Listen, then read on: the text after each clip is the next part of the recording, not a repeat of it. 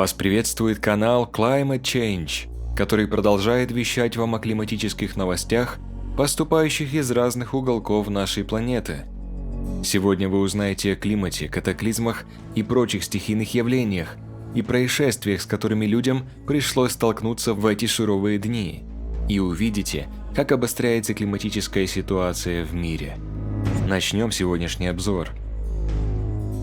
Сотни людей, погибшие от рекордной жары в Канаде, пополнили список жертв глобального потепления, ежегодно уносящего десятки, а по некоторым оценкам и сотни тысяч жизней.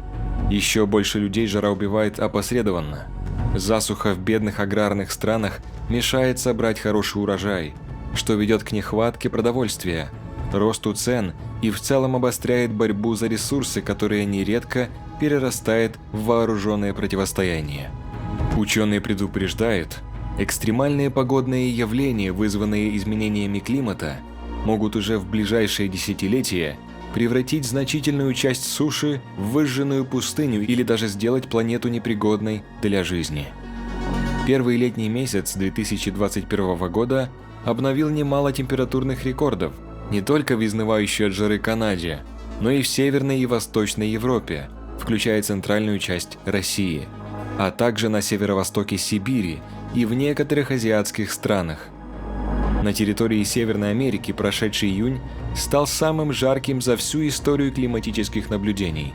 В Европе он занял второе место. Есть целый ряд исследований, позволяющих напрямую связать смерти от жары с климатическими изменениями и оценить масштабы катастрофы. Согласно последним оценкам, если бы не глобальное потепление, жертв экстремально жаркой погоды было бы меньше примерно в 1,5 с лишним раза. Авторы масштабного исследования, 70 климатологов и эпидемиологов из 43 стран, пришли к выводу, что глобальное потепление, происходящее по вине человека, несет ответственность за 37% от общего числа погибших от жары. А в некоторых странах вроде Колумбии и Эквадора эта доля и вовсе превышает 3/4. Если учесть, что, по данным ВОЗ, с 1998 года по 2017 год от жары в мире скончалось более 160 тысяч человек, речь идет о десятках тысяч людей, которые могли бы выжить, если бы не нарастающие изменения климата. Другие исследования утверждают, что примерно за тот же период, только в старшей возрастной группе свыше 65 лет, экстремальная жара унесла около 300 тысяч жизней.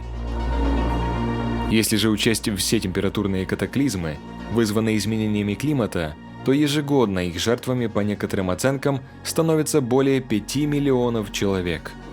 Если раньше ученые были обеспокоены сложившейся ситуацией, то больше они не беспокоятся. Теперь они всерьез напуганы. Профессор зоологии в Университете Британской Колумбии заявил, что его командой обнаружены тысячи мертвых мидий, моллюсков, морских звезд и улиток вдоль береговой линии Селиш. По его словам, есть вероятность, что в итоге погибли сотни миллионов морских существ. Исследователи с помощью инфракрасных камер установили, что местами вода в море прогрелась до плюс 50 градусов по Цельсию. А такая температура является смертельной для многих видов. Подводные животные могут выдержать температуру не выше плюс 40 градусов по Цельсию в течение короткого периода времени. Но длительная жара, совпавшая по времени с отливом, оказалась смертельной для живых организмов. Мидии и моллюски фильтруют морскую воду, а их смерть, вероятно, повлияет на качество воды. Их популяции вряд ли восстановятся в течение года или двух. Если в регионе снова зафиксируют высокие температуры, восстановление численности видов будет крайне медленным. Тропический шторм Эльза, обрушивший проливные дожди и сильные ветры на некоторые части штатов Флорида и Джорджия, США, переместился в Каролину в четверг и, по прогнозам, будет продвигаться в ближайшие дни по восточному побережью. На севере Флориды и юго-востоке Джорджии пронеслись торнадо, порожденные штормом, в том числе торнадо категории F2, вызвавшие разрушения на базе военно-морских подводных лодок Кингс-Бэй в Джорджии. По меньшей мере 9 человек получили травмы и были госпитализированы.